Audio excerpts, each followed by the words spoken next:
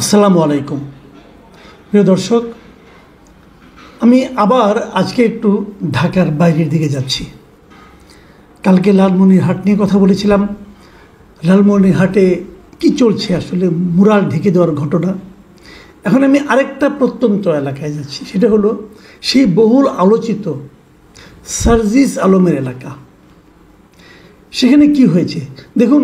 আমি যে ঘটনাটা বলছি এটা কিন্তু কেবল সেই ঘটনাটা না, এই ঘটনার সঙ্গে জড়িত যে মানসিকতা, জড়িত সামনে নির্বাচনকে কেন্দ্র করে প্রশাসনের, সরকারের যে আচরণ, সবগুলোর ব্যাখ্যা এখানে আপনারা পাবেন। এবার ঘটনা ঘটেছে পঞ্চগড়ের আটোয়ারী উপজেলায়। সেই আটোয়ারী উপজেলা যে ইউনোর যে অফিস, সেই অফিসে তো অনেকগুলো অফিস থাকে। সেখানে যে এই বহুল আলোচিত এনসিপির নেতা সার্জিস আলম, উনি সেখানে যে উপজেলার বিভিন্ন কর্মকর্তাদের সঙ্গে উপজেলা নির্বাহী অফিসারের যে সম্মেলন কক্ষ, সেখানে বসে সবার সঙ্গে উনি মিটিং করেছেন, বৈঠক করেছেন। কেন করেছেন? ওনার কি ধরনের বৈঠক করার এখতিয়ার আছে? অথবা উনি যদি একটা বৈঠক ডাকেন, সেই বৈঠকে সরকারি কর্মকর্তারা যার যার কাজ ফেলে সেই বৈঠকে যোগদান করার কি কোনো নিয়ম আছে? পারেন? উনি যদি পারেন, উনি তো এখন একটা রাজনৈতিক দলের নেতা, উনি যদি পারেন, কালকে যদি অন্য সমস্ত দল যে বলে আমরাও একটা বৈঠক করব, এরা কতজনকে সময় দিবে? যদি কারো কোনো কাজ থাকে কোনো একজন ব্যক্তির কাছে, কোনো একটা অফিসে, তিনি সেখানে যাবেন, কথা বলবেন, কোনো সমস্যা নাই। কিন্তু সকলকে ডেকে একটা অথরিটির মতো সকলকে জ্ঞান দেওয়া, সকলকে নির্দেশনা দেওয়া, এটা কি ওনার এখতিয়ারের মধ্যে পড়ে? তিনি এটা কেন করলেন, অথবা কেন করতে পারলেন, অথবা ওনার ডাকে সবাই যে হাজির কেন হলেন? কারণ সবাই জানে এরা পাওয়ারফুল। এই পাওয়ারের উৎসটা কোথায়? দেখুন, এটা নিয়ে একটা ঘটনা ঘটেছে। ঘটনা কি ঘটেছে?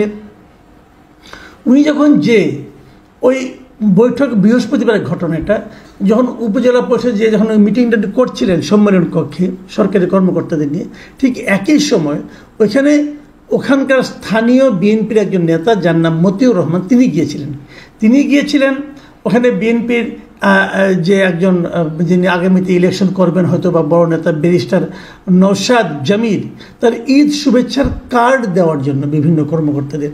এবং উনি কার্ড নিয়ে দেখেন সব কর্মকর্তার রুমই ফাঁকা, কেউ নেই। এখন যখন কেউ নেই, তখন কী হলো, খবর নিলেন সবাই যে ইউনো রুমে বসে, ইউনো সম্মেলন কক্ষে বসে মিটিং করছেন। কার সঙ্গে মিটিং করছেন? সার্জিস আলমের সঙ্গে। এই সার্জিস আলম কিন্তু ওই এলাকারই সন্তান, তো উনি ওই এলাকার লোক। যখন ওরা বেরিয়েছে, তখন উনি ওই সরকারি কর্মকর্তাদেরকে জিজ্ঞাসা করেছেন যে আপনারা কি এরকম নিজ নিজ অফিস ফেলে যে সম্মেলন কক্ষে বসে একজন রাজনৈতিক দলের নেতার সঙ্গে এভাবে মিটিং করতে পারেন? তখন সার্জিস আলম এগিয়ে এসে নিজের থেকে উনি বলেছেন যে হ্যাঁ পারেন। উনি গিয়েছিলেন এলাকার মানুষের সমস্যা নিয়ে, এলাকার কাজ কীভাবে ভালোভাবে করা যায় এগুলো জানার জন্য উনি গিয়েছিলেন। এটা একটা ভিডিও, প্রায় 2 মিনিট 40 সেকেন্ডের একটা ভিডিও, কালকে আমরা সবাই দেখেছি। বৃহস্পতিবারে মোটামুটি সবাই সোশ্যাল মিডিয়ায় দেখেছে, আমিও দেখেছি। সেখানে যে জিনিসটা খুব ইন্টারেস্টিং লেগেছে আমাকে, যে এক পর্যায়ে যুক্তিতে কুলাতে না পেরে সার্জিস আলমকে দেখলাম, উনি মতিউর রহমানকে বললেন যে টোন লো করে কথা বলেন, মানে কথা আসতে বলেন, তো জোরে বলেন না, টোন গলার স্বর নামিয়ে কথা বলেন। যাকে বলেন গলার স্বর নামিয়ে কথা বলেন, সে কিন্তু তার বাবার বয়সী একজন লোককে উনি বললেন যে টোন লো করে কথা বলেন। ওই লোকটা বলছিল, দেখো তোমরা ছেলেরা, তোমরা যখন কি একটা মেলা করলে এর আগে, কয়েকদিন আগে, সেই মেলাতে আমরা তোমাদের সহযোগিতা করেছি, কিন্তু তখনও তোমরা কোনো রাজনৈতিক দল করোনি, তোমরা ছেলে ছাত্র। সেই হিসেবে তোমাদেরকে সহযোগিতা করা আমাদের কর্তব্য মনে করেছি, আমরা করেছি। কিন্তু এখন তো তোমরা একটা পলিটিক্যাল পার্টি করেছ, এখন কেন তোমরা এটা করতে পারো? এবং আমি মনে করি বিএনপির যিনি নেতা ছিলেন, তিনি অত বড় নেতাও কিন্তু না, এলাকার একজন লোক। তিনি যে কথাগুলি বলেছেন, উনি কিন্তু টু দ্য পয়েন্টে কথা বলেছেন। এবং সার্জিস যেটা করেছেন, সার্জিসের কথার মধ্যে গোয়ার্তমি ছিল, অধ্যত্ব ছিল, ক্ষমতার ব্যবহার ছিল। সার্জিস যেটা পারে পারে না। সার্জিস বলার চেষ্টা করেছে যে আপনারা কোনো কাজকর্ম করতে পারেন না, আমি যখন একটা কিছু কাজ করি সেটাও আপনারা দেখতে পারেন না, আমি এলাকার উন্নয়নের জন্য করছি। তো এলাকার উন্নয়নের জন্য যদি আপনি করেন, তো এই ক্ষমতা দেখানোর আপনাকে পাওয়ারটা কে দিল ভাই? কে পাওয়ার দিল? হ্যাঁ, আপনি বলতে পারেন সরকার আমাকে পাওয়ার দিয়েছে, সরকারি এই প্রোটোকল নিয়ে আমরা গত কয়েক মাস ধরে সরকারি প্রোটোকল নিয়ে বিভিন্ন জায়গায় এই প্রোটোকল পেয়ে পেয়ে আমাদের একটা খারাপ অভ্যাস হয়ে গেছে, সেই খারাপ অভ্যাসেরই ধারাবাহিকতায় আমি এটা করছি। যদি সেটা হয় তাহলে দায়টা যে সরকারের উপরে পড়ে।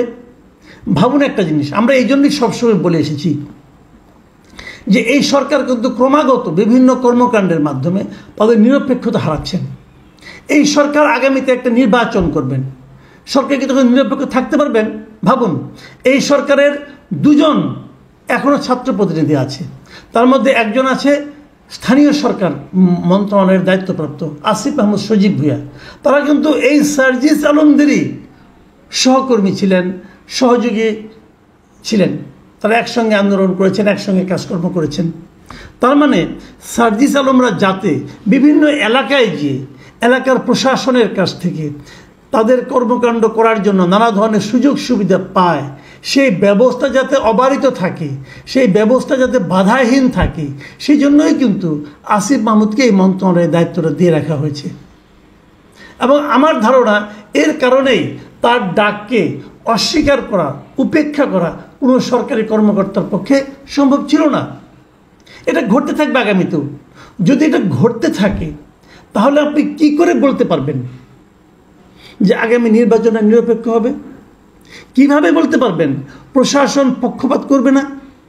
কারণ প্রশাসন তো জানবে এই আহ্বানে সাড়া না দিলে আমার চাকরি নিয়ে টানাটানি হবে, এবং চাকরি নিয়ে টানাটানি করা খুব সহজে বলে দিবে এই লোক স্বৈরাচারের দোষর, বলে দিলেই হলো, ট্যাগ লাগাই দিলেই হলো।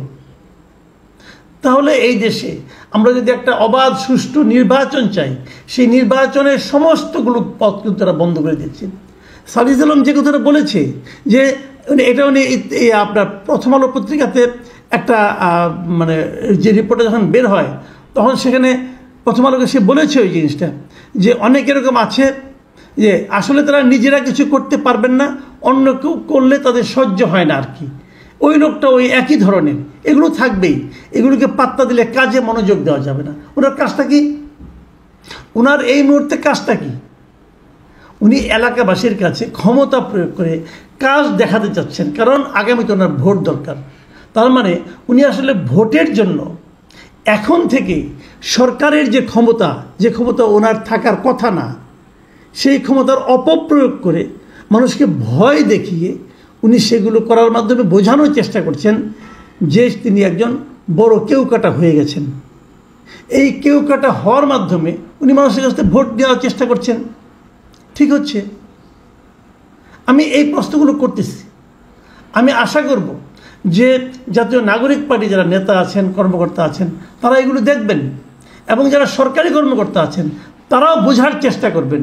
সার্জিস আলম কিন্তু এখন অন্য 10টা রাজনৈতিক দলের নেতাদের মধ্যে একজন নেতা, তাকে বাড়তি কোনো গুরুত্ব দেওয়ার দরকার নেই।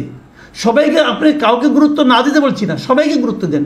যে কাজটা নিয়ে যাবে সেই কাজটা সে যতটুকু পায় আইন অনুযায়ী ততটুকু তাকে হেল্প করবেন, এর চেয়ে বেশি কিছু নয়। যদি এটা আপনারা করেন তাহলে আপনারা যে সরকারি কর্মকর্তা হিসেবে যে দায়িত্বপ্রাপ্ত, সেই দায়িত্বের মানে আপনারা অপব্যবহার করছেন, এটা আপনাদের মাথায় রাখতে হবে। এবং আগামীতে কিন্তু এগুলো সব হিসাব হবে, যারাই ক্ষমতায় আসুন এগুলো কিন্তু হিসাব হবে। আমি মনে করি সকলের শুভবুদ্ধির উদয় হবে।